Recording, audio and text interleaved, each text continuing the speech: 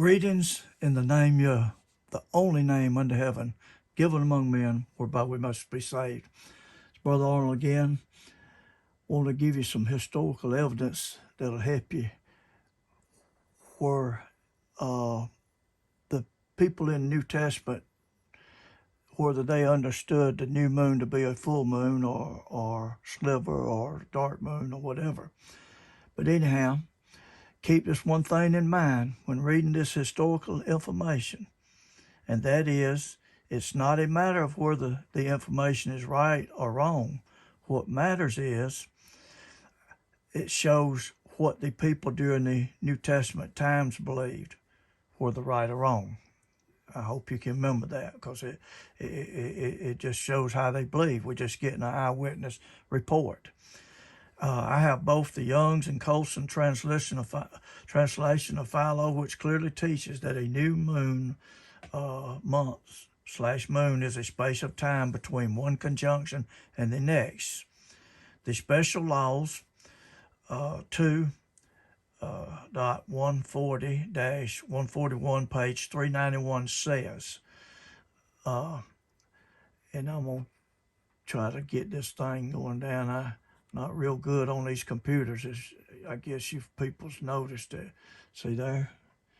Let me get it back up there now.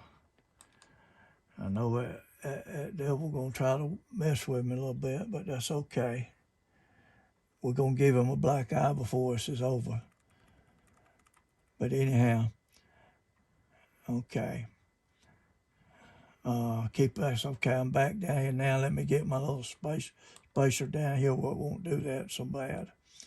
All right.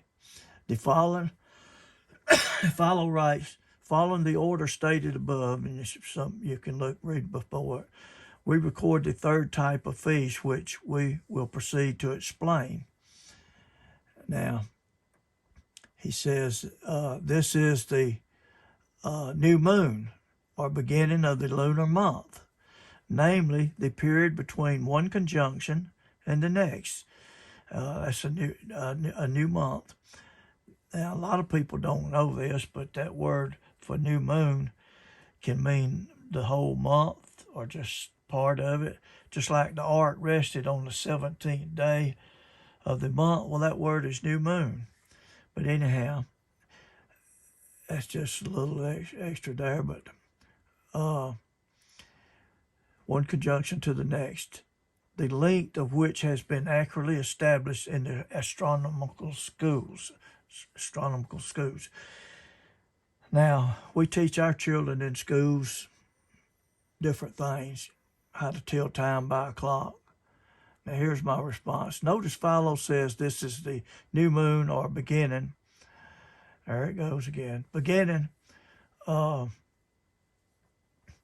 the month. He mentions that it is namely the period of time between one conjunction and the next. Therefore, from this and other evidence, I conclude that Philo understood a new moon is from conjunction to conjunction. And keep in mind, this is the belief of Philo and the people in the New Testament, including the Messiah, priest in the temple, and all of Judah.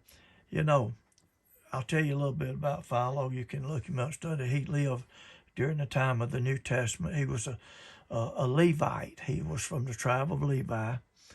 And we'll get to that here in a minute. Philo, along with the scriptures, teach they observed the full moon on the 15th of the month/moon. And that the full moon is the first day of the 7-day feast, and says it is a day of unending light.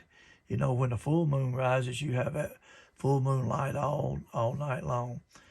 Exodus 13:6, Exodus 23:15, 34:18, Leviticus 23:6, 23:34, 23:39, and other scriptures. Won't go in all this. I'm going to move along pretty fast because it's hard to upload these videos for some reason.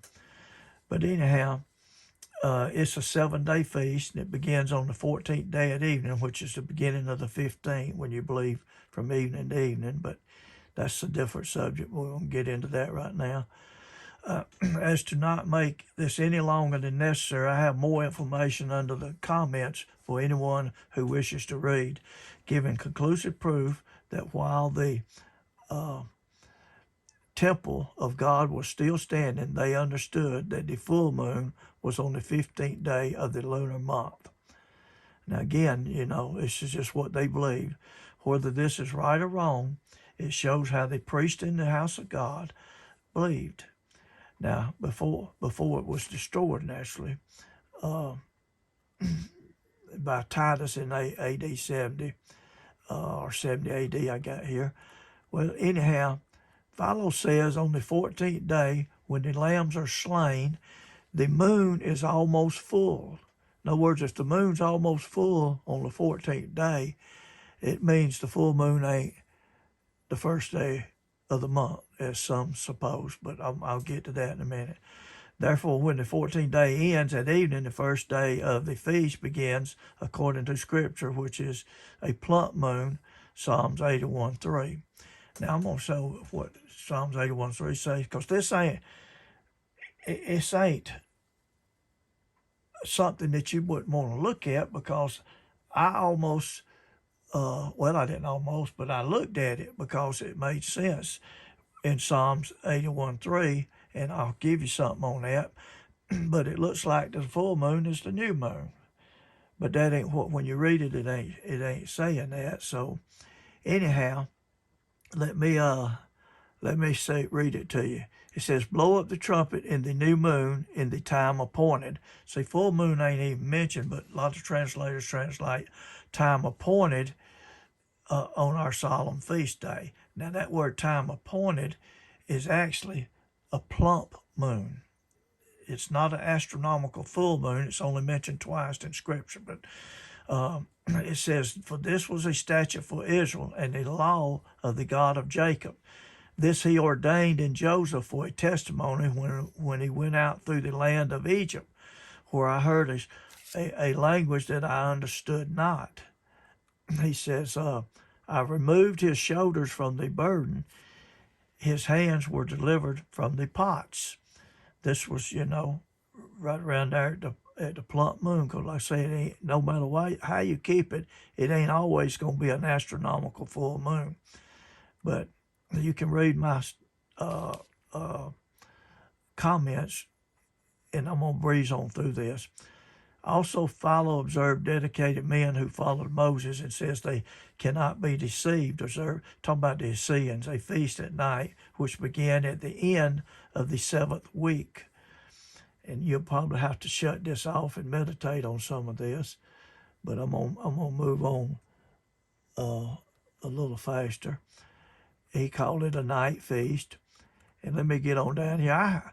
It says on the 15th day at full moon. It's what this Levite from the priest of Philo and the priest in the temple. On the 15th day at full moon, the feast, which is called the Feast of Booth, is celebrated, for which the suppliers of the sacrifice are more numerous. For during 7 days, 70 young bulls, 14 rams, and 98 lambs are offered. I guess a lot of people don't know that, but he knew it, because whether it's right or wrong to offer them and do it, he just saying what they done when the priest was in the temple and it was still standing. Now I got here the Dead Sea Scrolls actually proves lunar Sabbath, and the 24-hour day ends at evening. Now read my notes when you go over there. Philo also says the second festival is the 7th day, which the Hebrew in their native tongue, see, he's just recording stuff in their native language, called the Sabbath. Now, the Greeks call it the 7th day, but the Hebrews call it Sabbath. The third is that which comes out of conjunction, which happens on the day of the new moon in each month. In other words, the conjunction happens on the day of the new moon. The old moon ends at conjunction. It's plumb dark, just like that first new moon in creation. Everything was plumb dark. Nothing's changed since then. It's still following that same order. And it said it happens on the day of the new moon each month. That's the third feast he talks about right here. But anyhow, for when we say that from morning to evening, there are 12 hours, or from new moon to the end of the month, there are 30 days, we are including in our numeration both the first hours and the day of the new moon. In other words, new moon's counted when you count 30 months. But if you're counting out the weeks, it ain't counted. You'll find this on Dreams, Book 2, 406, verse 257 in the book of Philo. All right, the following scripture and historical evidence will conclusively show how the Levite, along with the Levites, priests, Philo, Josephus, and thousands of other observed lunar Sabbaths and ordinary days from evening to evening. This should end the day issue debate, in other words, when the day begins in, once and for all, but it won't. I will proceed by presenting direct quotes from eyewitness.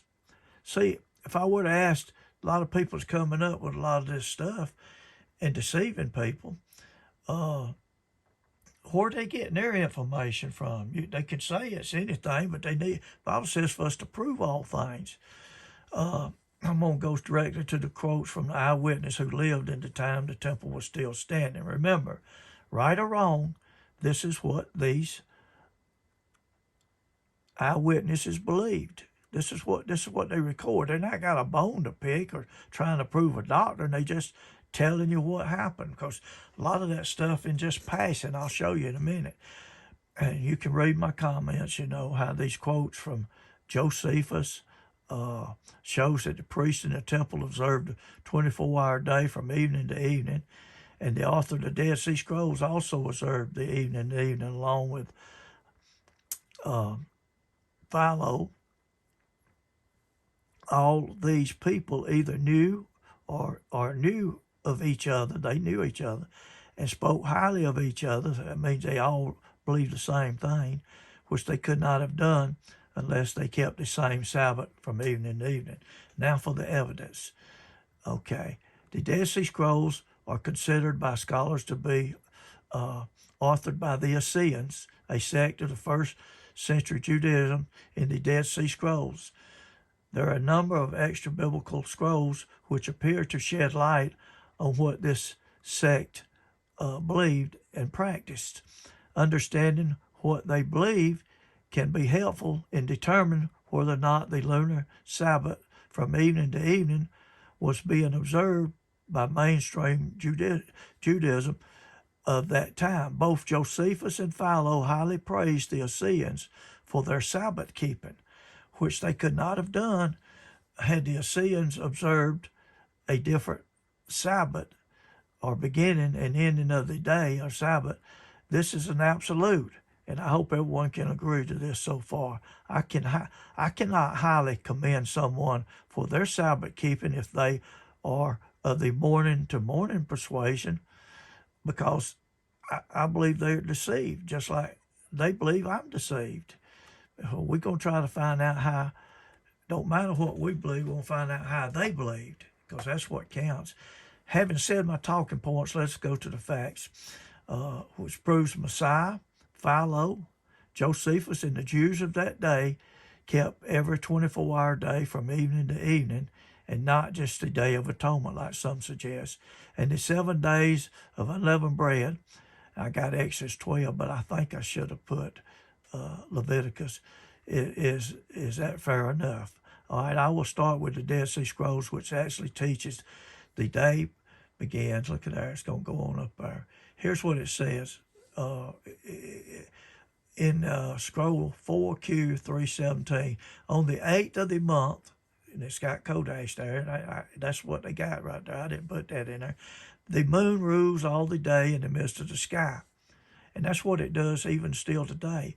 And when the sun sets, its light ceases to be obscure. In other words, you'll see it better. You can see it up there, but when the sun sets, it shines up on it, and thus the moon begins to reveal on the first day of the week. In other words, if the first day of the week would have to be the 9th day of the month, because it said on the 8th day of the month, it's up there like that, and it is, you can watch it. But I won't labor too long on this. This not only proves that the 8th of the month was always the 7th day of the week, but this is conclusive evidence from the Dead Sea Scrolls that on the 9th day of each month, it's always the 8th day of the month, 7th day of the week. And this is always the first day of the week and always begins at sunset. This is an absolute when using deductive reasoning. You don't have to be a Sherlock Holmes. The scroll teaches it is the 8th day before sunset, and when the sun sets, it begins the 9th day or first day of the week. You can figure that out if you have to cut this off and do so. But let me get on down. Anyhow, I'm getting too far, making this too long. Josephus, I'm going to put this down there where y'all can go over and read it, but let me see if I can scroll down and get some more stuff. Here's what it says about us. They said about the Seans. See, the Seans were highly praised for their Sabbath keeping. I mean, they wouldn't even go to the bathroom on the stool, it says in here. And now whether that's right or wrong, it's just the way it was recorded that they done it. But I'm gonna shut this off, and y'all can go over. Here's what it says. I will first start with the Dead Sea Scrolls, which actually teaches the day begins at evening. We read fragment of lunar days 4 through 25. It said fragments, a lot of it's destroyed, which were uncovered at Quorum, describing the moon's appearance and movement in relation to the sun and the ancient week. It also reveals how they understood when a day begins. And that's in Wise, Abbey, something Cook, in their book, The Dead Sea Scrolls, a new translation. I think I done read some of that. But anyhow, this right here, it goes on and tells how that Philo says there's a full moon. Now, we didn't read where he said that the 15th is the full moon, but he says that a person can be illuminated. Now, he's just talking about spiritual air. He said, just like a full moon, at the height of its increase, a full moon increases from a no dark moon to a full moon. He said at the height of its increase at the end of the second week. That's the way we do it. That's what they believe. But I'm not going to go too much longer with this. I done went 18 minutes. But go to my commentary and read it. I'll put it up there. I may have to put it up there in 2 sections because it won't. I got so much information. It won't take it all. It can't handle it. But anyhow, and look over little things like where I got Exodus 12 there, stuff like that.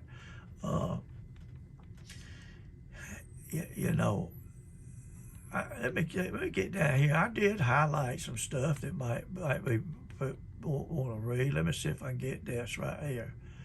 Okay. Connecting the dots. All right, Philo was chosen to lead a delegate to Rome. See, he was one of the 100,000 Jews in Alexandria, Egypt.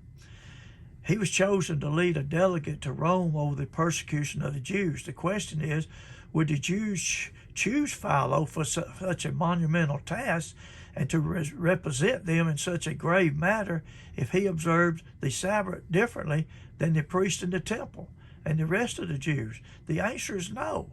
He would not have been chosen or even considered a Jew, much less chose to go represent them, Israelites, if he observed a new moon and Sabbath at the wrong time. We know from reading in the introduction, the book of Philo by Young, C.D. Young, that Philo lived to about A.D. 50, and we also know from historical evidence that the destruction of temple by Titus was in A.D. 70, which is only 20 years later. Why is this important? It's important because Josephus records that the Israelite people And the priests in the temple in AD 70 were keeping the day from evening to evening in AD 70. And he writes, and of course they were keeping lunar Sabbaths, Wars of the Jews, 4, 2 dots, 582.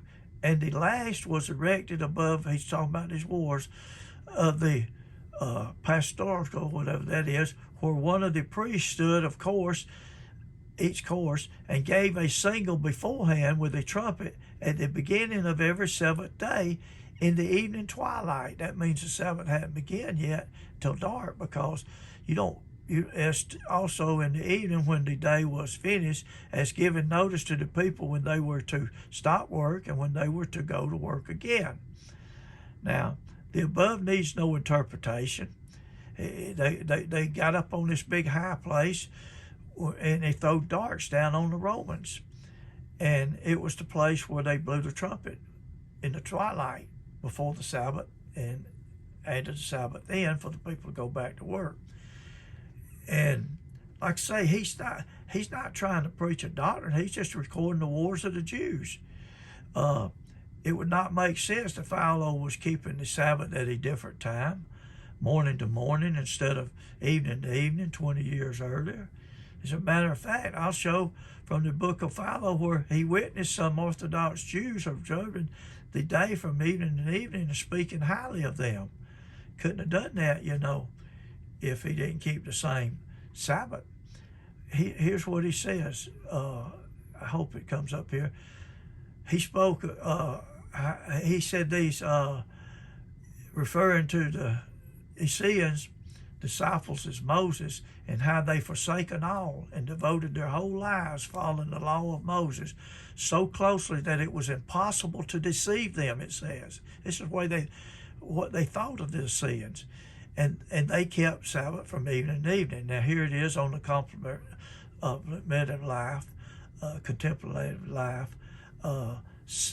chapter 7, 63 through chapter 8, 65, page 704, we read, the disciples of Moses, in the abundance of their wisdom, and learned from their earliest emphasis to love truth, and also continue to the end of their lives, impossible to be deceived. They just spent their whole life on this. Chapter 8, 64, but since the entertainment of the greatest celebrity are full of such trifling and folly, bearing conviction in themselves, if anyone should think fit not to regard vague opinion and the character which has been commonly handed down concerning them as feast. Now, this is what Josephus, I think, writes, or Philo 1.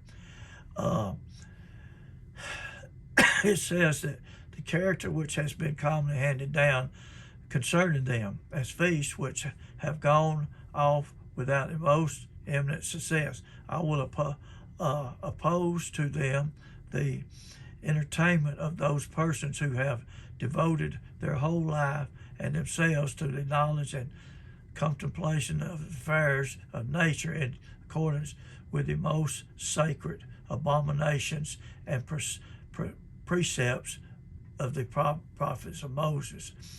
In other words, they didn't do these abominations. You'll have to go back and read it. I know I didn't read it good.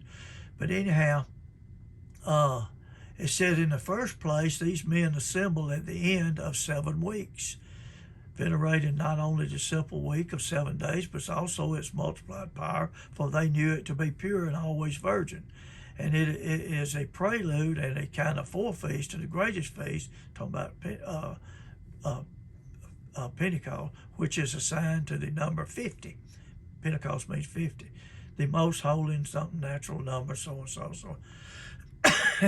Anyhow, it goes on and tells about them. I'm going to have to shut this off because I'm getting on. I thought maybe I could give you some more information. You can go over and read it yourself in the documentations of it.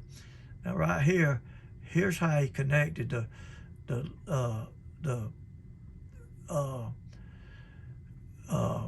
phases of the moon with the weeks.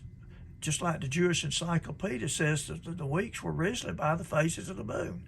So does this historical evidence. it's mating with the preliminary studies. I think that's 19. 102 says, the sacrifice which have been preserved in the soul, which is illuminated in two portions out of the three, until it is entirely changed in every part and becomes a heavenly brilliance like a full moon at the height of its increase at the end of the second week. Now notice he connects the lunar weeks and months and all. But anyhow, I'm going to shut this off. You go over and read it.